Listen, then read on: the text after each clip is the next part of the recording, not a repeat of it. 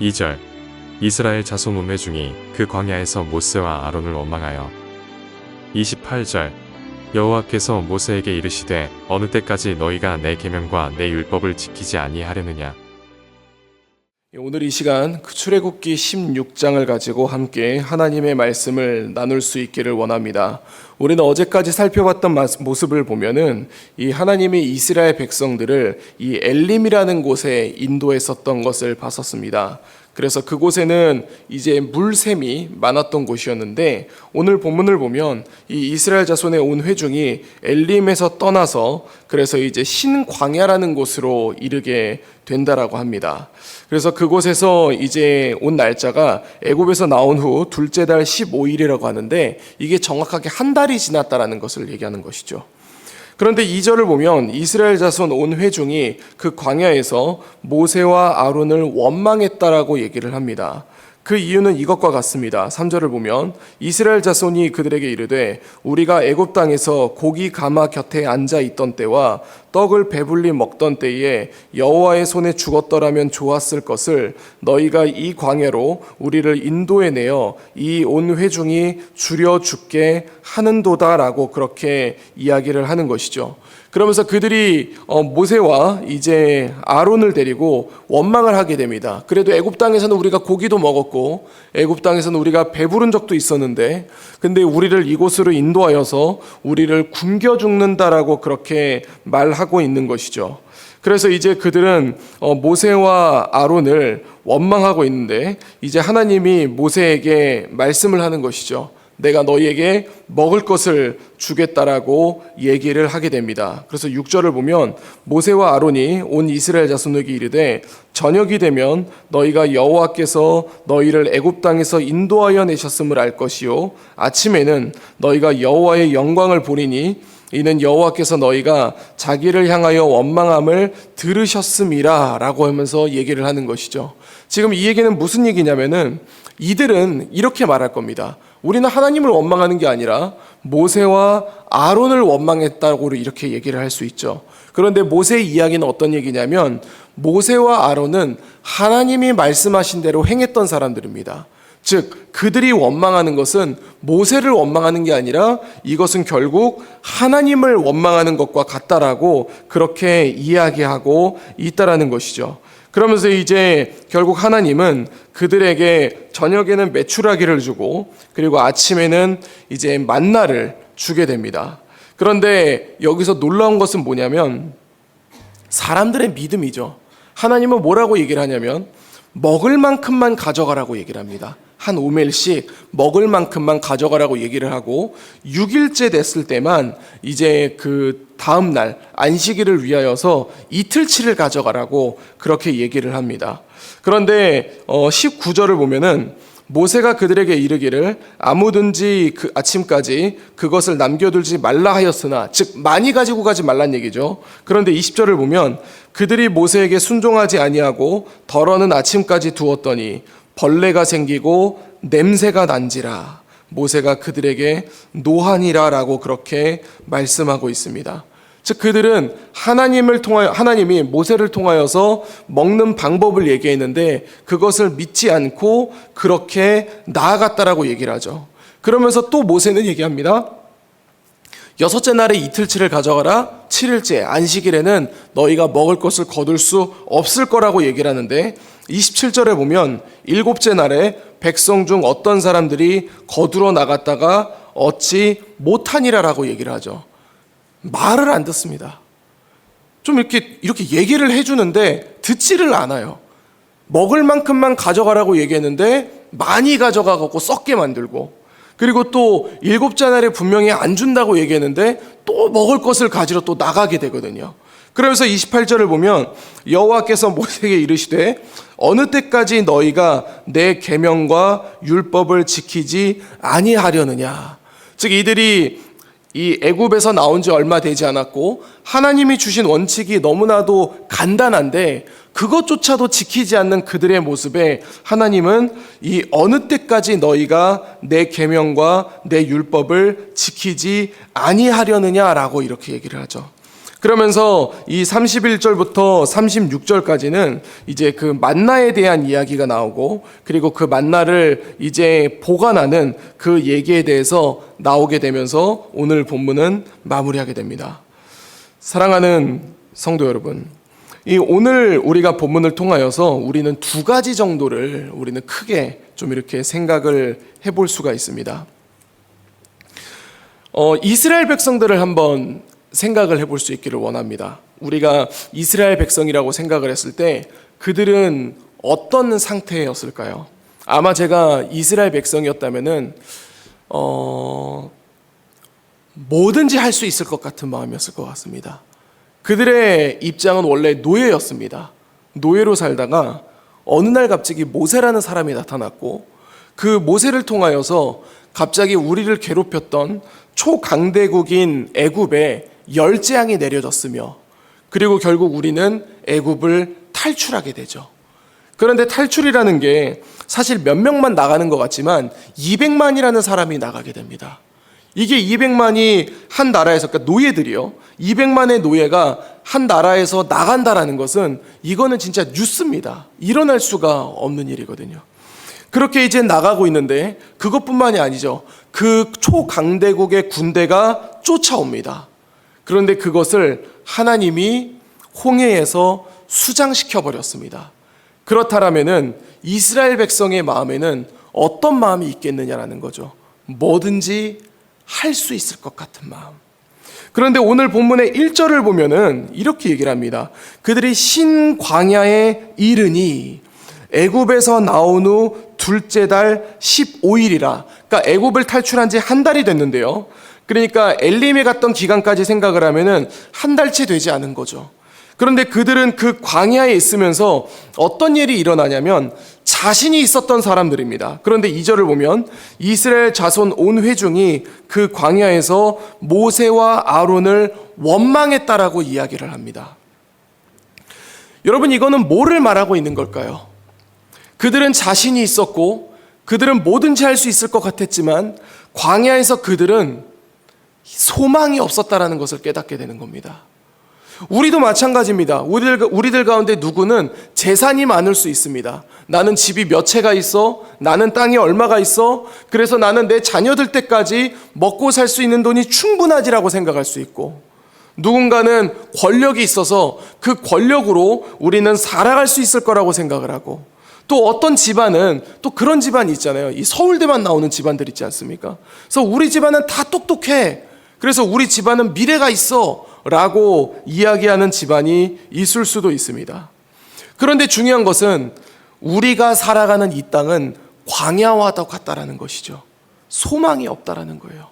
내가 가지고 있는 강력한 무기로 살아남을 수 있을 것 같지만 결국 우리는 살아남지 못하고 원망하게 되는 그런 비참한 현실에 놓여져 있는 그런 사람들이라는 것이죠. 제가 청소년들을 담당하고 있지만 그 청소년들이 항상 얘기를 하거든요. 그 국가에 있는 이제 정치인들을 보면서 항상 욕합니다. 걔네가 뭘 한다고 그렇게 막 욕을 하는지 모르겠는데, 그런데 그 정치인들을 보면은 하나하나 보지 않습니까? 하나하나 보면은 다 내노라는 대학 나왔습니다. 다 내노라는 경험을 가지고 있고요.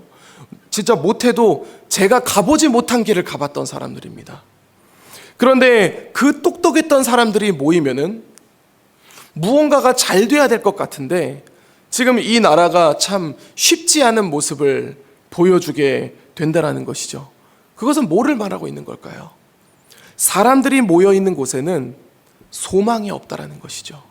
오늘 본문을 통해서 하나님이 이스라엘 백성들에게 무엇을 말하고 있는 거겠습니까? 그들이 애굽을 탈출하고 그들이 홍해의 기적을 경험했지만 그들은 스스로가 우리는 이런 사람들이야 라고 얘기를 할 때 하나님은 이 광야를 통해서 뭐를 얘기해 주고 있냐면 너희는 하나님 없이는 단 하루도 소망 있게 살아갈 수 없다라는 것을 말해주고 있는 것입니다. 즉 우리는 이것을 보면서 무엇을 깨달을 수 있어야 되는 것일까요? 이 땅에 살아가고 있는 우리 그리스도인은 하나님이 없으면 하루도 살아갈 수 없는 사람들이라는 것을 우리는 깨달아야 할 줄로 믿습니다. 오늘 본문을 볼 때에 하나님이 만나와 메추라기를 내려줍니다. 사실 저는 어릴 때 생각했거든요. 참 하나님 짜다. 좀 그냥 팍 내려줘가지고 그거 가지고 좀 모아놓고 그걸로 좀 먹다가 또 모자라면 또 팍 내려주고 이러면 되지. 그 왜 귀찮게 매일매일 나가가지고 조금씩 거두고 이렇게 해야 될까? 라고 이렇게 생각을 했는데 결국 제가 이 시점에 와서 이 본문을 살펴볼 때 어떤 생각이 드냐면 우리는 매일매일 하나님의 말씀이 필요한 거예요. 우리는 매일매일 하나님이 필요하고 하나님 없이는 살아갈 수 없는 존재라는 것을 우리는 깨달아야 된다는 것이죠. 오늘 본문을 한번 보면은 이제 하나님이 먹을 만큼만 가져가라 그랬는데 많이 가져갔다가 다음날 썩게 만드는 이스라엘 백성을 보게 됩니다.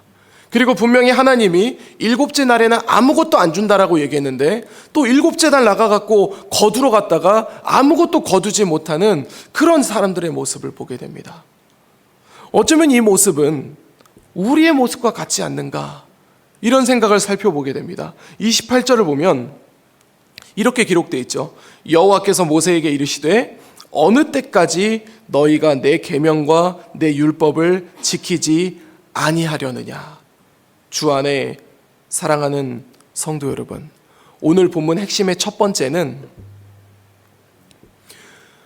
하나님 없이 살아가는 이 땅은 소망이 없는 광야와도 같다는 것입니다.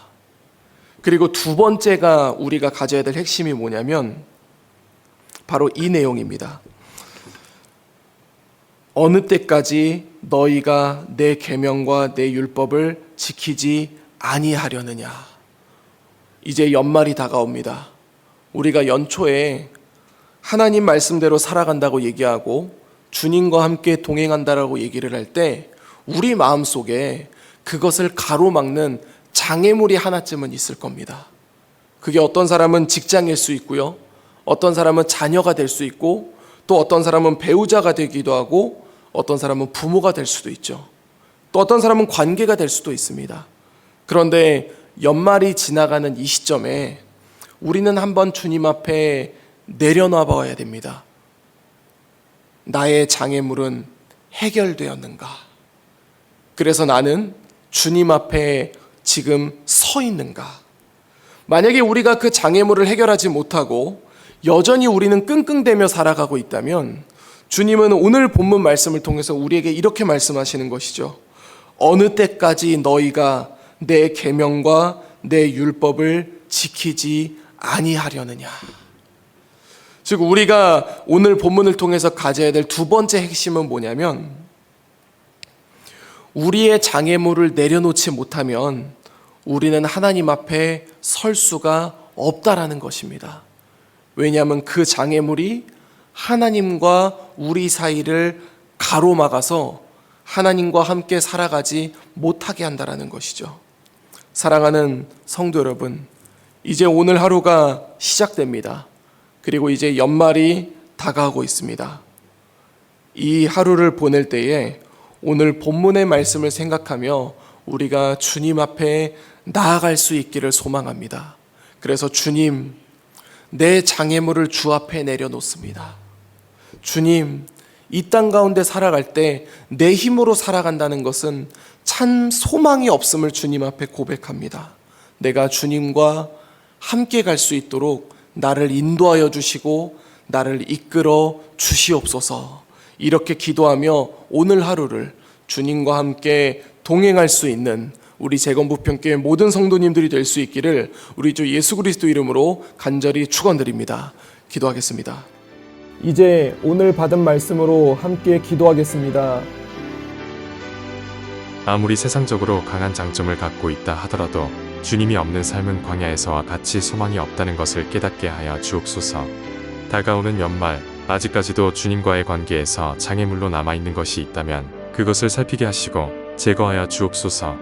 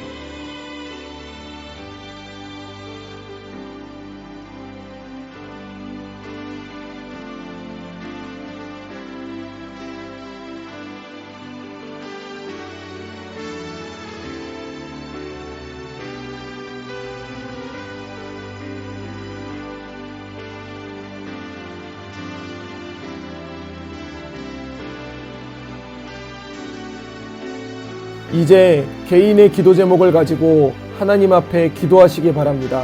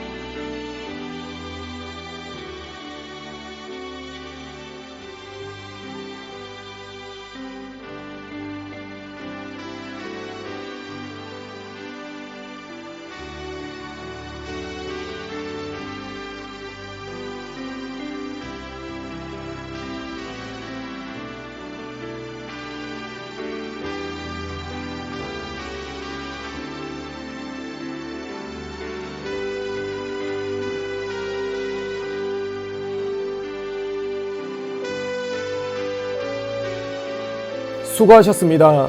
오늘도 하나님의 인도하심 가운데 승리의 하루를 보내시는 우리 재건부평교회 모든 성도님들이 되시기를 주님의 이름으로 축복합니다.